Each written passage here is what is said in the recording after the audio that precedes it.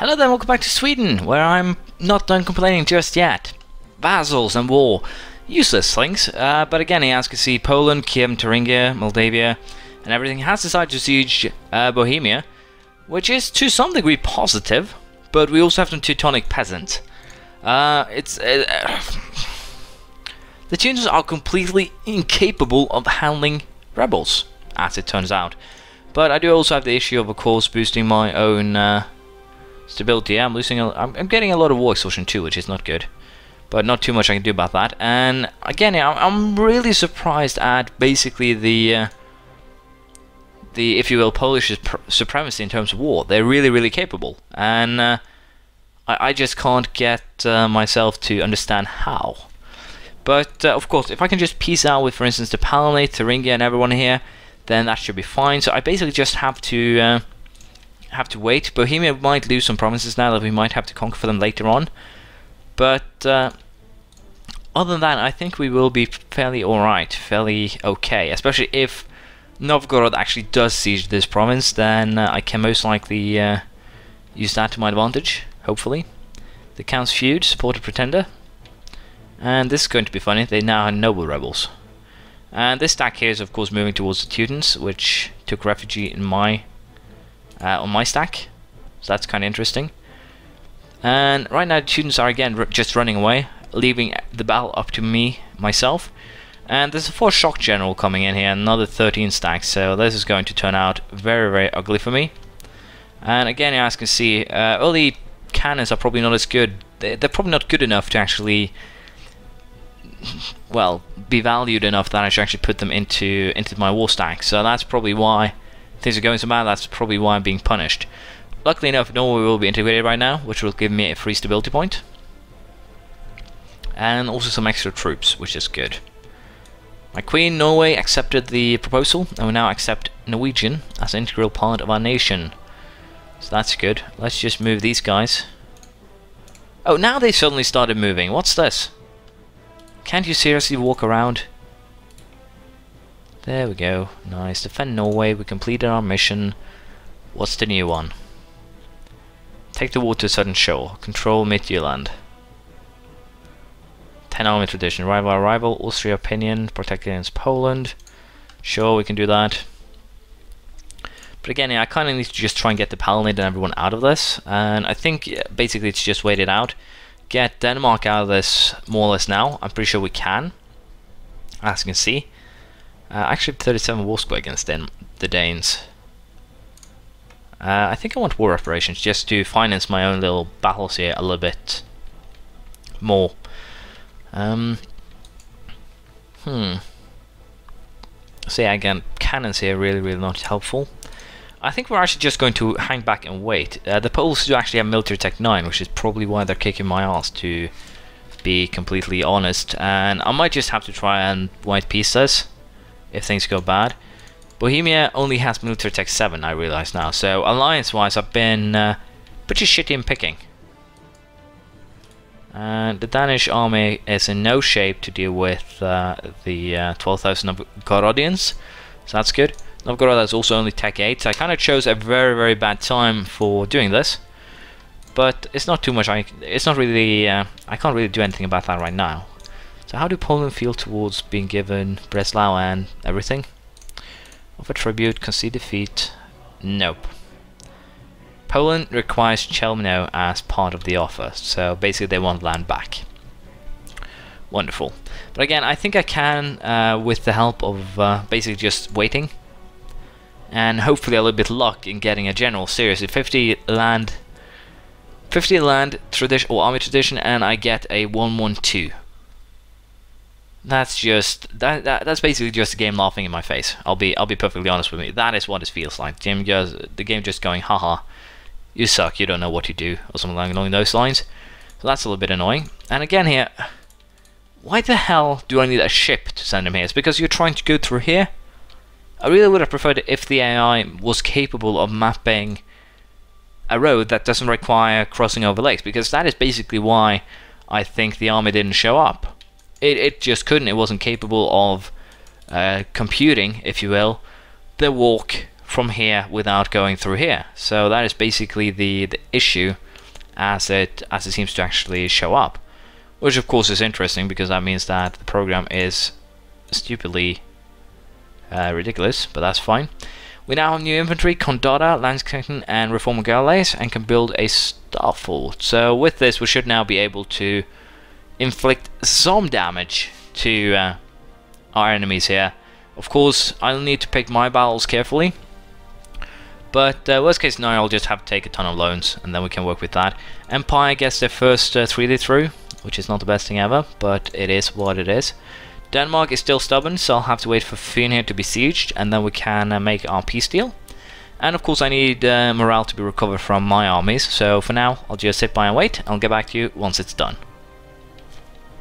There we go, the Danes are now ready to go for my peace deal, which of course is just pay war reparations, and we'll also take a little bit of money, because we need the money, let's just be honest. And that is basically all that we will be giving, or getting, in this first war. And of course this means that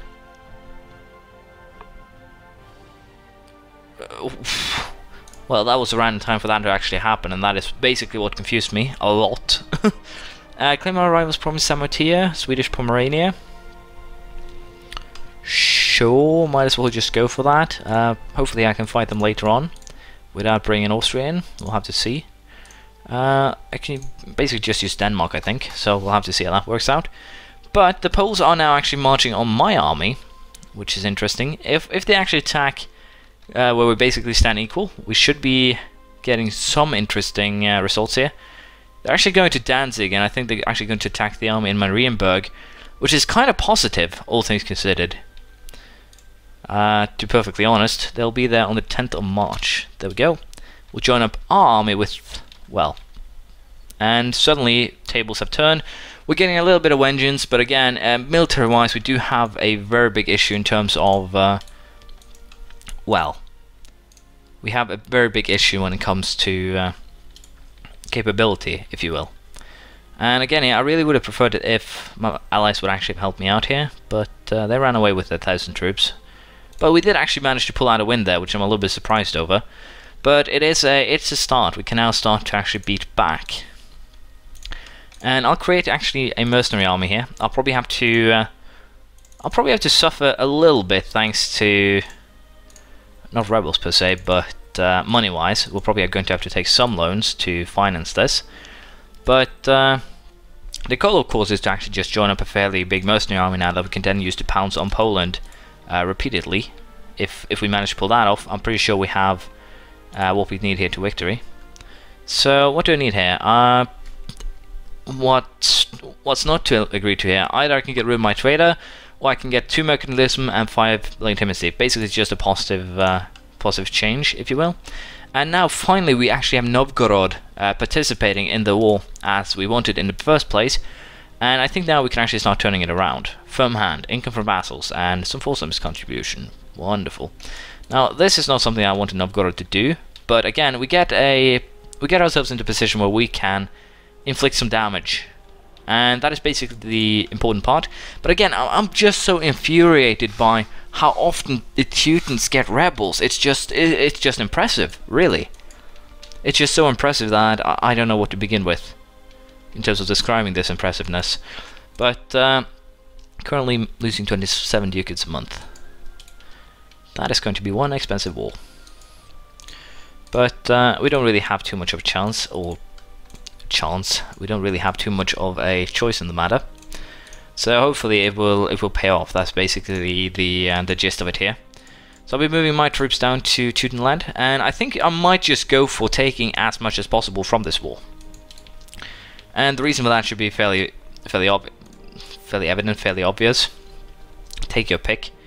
So Bohemia we're forced to pay Poland, and Bohemia will cede Ratibor, and of course I lost my alliance. So I'll probably end up giving back Ratibor in this case, just to boost my relations with Bohemia. Again, Sweden is at war, they don't want the alliance again. Unable to create the alliance until 1514, so it's 10 years now. Interesting. But it does actually weaken my opportunities here. But again, money-wise, it shouldn't be too much of a problem, because I can just borrow. And again, I kind of just want to destroy Poland once and for all. Not because I'm a crazy maniac, but because it seems to be the wisest move in this case. Poland now only has a 27,000 man army, and that is with the Palatin's army, that is with Kiev's army, that's with everyone's army being taken into equation. So if I just keep on beating on them, or rather they just keep on attacking me, and I can choose what happens, then we should be able to win here. I guess in this case I'll take the technology cost. It won't be too harsh, but it won't be great either.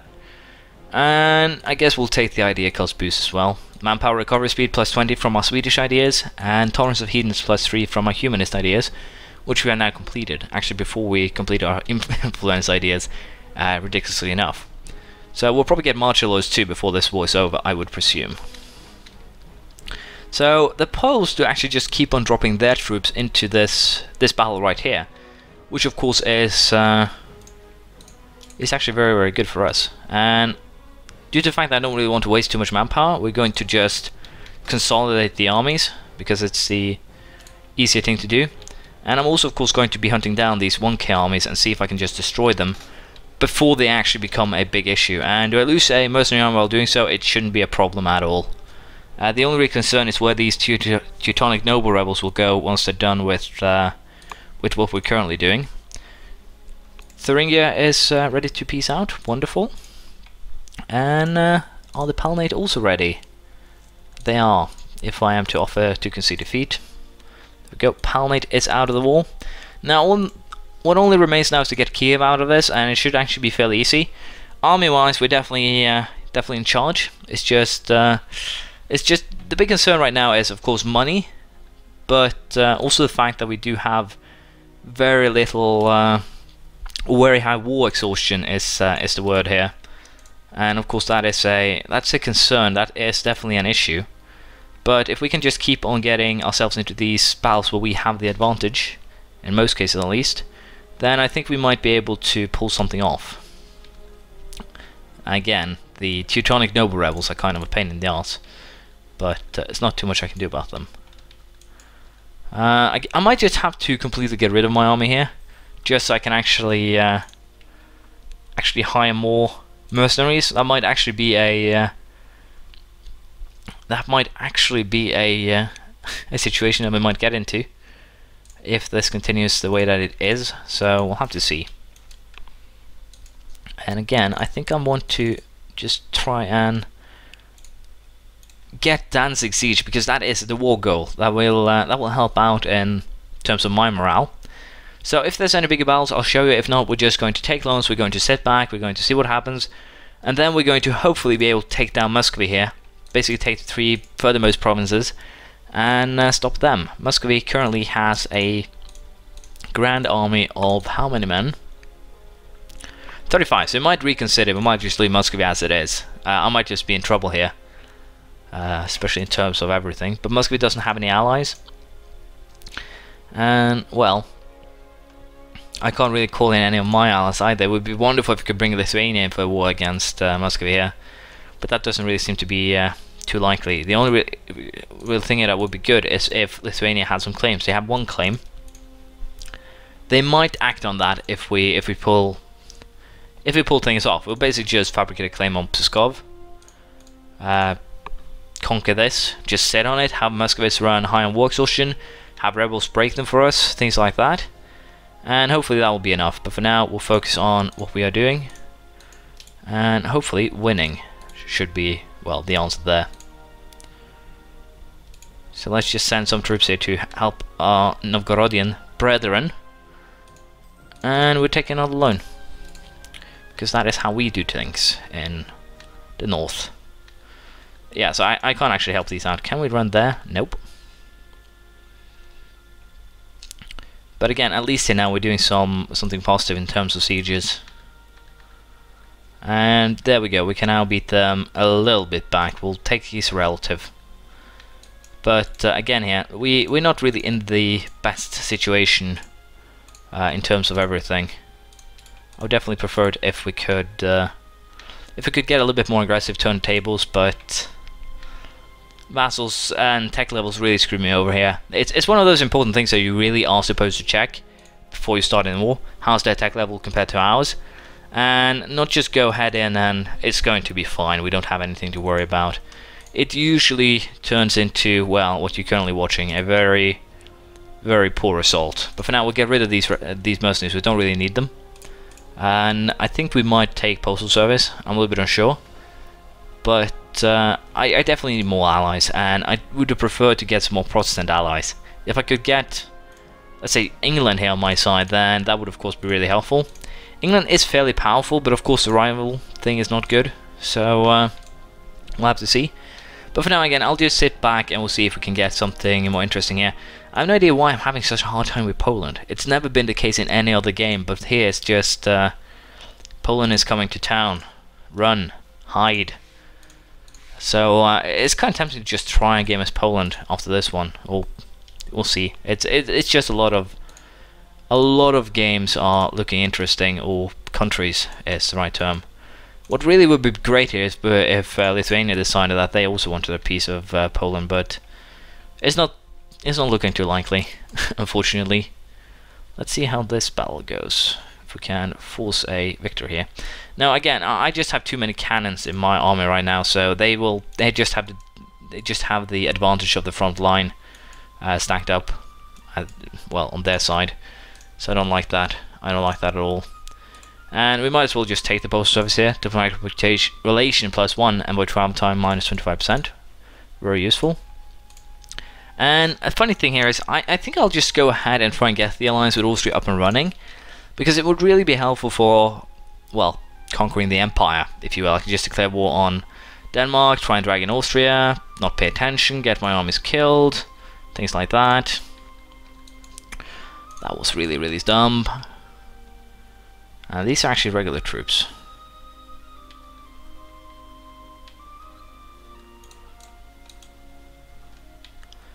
But yeah, that was hilariously stupid. And here is another chapter for the stupid. But seems like we can't do that one. We've taken another loan. Now, Novgorod is just standing out right now, mostly due to these Teuton noble rebels. So that's a negative one, but not too much again we can do about that. Where are my rusty little fleet? I'm going to take a chance that we're just going to split this, so I can actually get Danzig sieged, and potentially get something out of this war. Again, that's kind of the little goal here, just get something out of the war, because I've invested so much, but I haven't got anything back at all, just because of how this war's been going. Which of course is a really, really bad excuse, because I should have won without any problems at all, and yet I'm being I'm just being an idiot. That's the gist of it. So I'll just keep on butting heads with the Polish for a little while longer, and we'll see if I can actually get an ending to this war, a result, if you will. Poland has just ended up in a, well, issue here with Brandenburg and also Würzburg. Of course, the fact that Brandenburg is part of this means one thing, that I need to move an army to Neumark, and more or less at once. Because if I do not, then that is definitely, I would presume at least, what Brandenburg is after. And Brandenburg do actually have a really decent sizable army, so as long as I get Neumark before anything else happens, I won't have to fight them. I can keep my alliance, provided of course that they don't get pissed for me taking Neumark. Then I'll probably end up fighting them very, very soon. But basically, this is hopefully a way to keep things going. The Brandenburgians are actually helping me siege Danzig right now. They have an army there of, as you can see, 15,000, so that's very, very good. And with that, I'm pretty sure that we currently have this war turned, that it should turn into a victory. We just need Danzig. That's really the only thing that's currently crushing me right now. I have 25 war score. Minus 25 war score because I don't have Danzig, and I can actually achieve 50 war score by achieving the war goal, which is take core Danzig. And Kiev is pretty soon to be piecing out as well, but they don't really have the doom stacks to, well, cause any issues, which is of course positive. But right now this is kind of looking good. The fact that the Teutonic noble rebels just run around, do whatever they want, is also kind of interesting. I don't really know what these guys do, but I don't presume it's too good for me, but I don't really presume it's bad for me either, so that's good. But we'll see how this goes. If things go well, then I'll be happy. If things go bad, then I'll be not so happy. But at least right now, I can help my friends out, or my friends are helping me out quite a lot. Loans that I've taken out are starting to kind of bubble up, but other than that, we are perfectly fine. So there'll probably be a conclusion to this war next time. Again, I would definitely like to get everything back to Teutons, and we'll have to see here. But I would definitely like to get at least Poznan here handed over to Teutons as well. That would definitely be helpful, and Calais as well. It will give me again some aggressive expansion with Europe, but not much. Austria would not like an alliance right now since we are at war, but I can ally Austria, which of course will be helpful.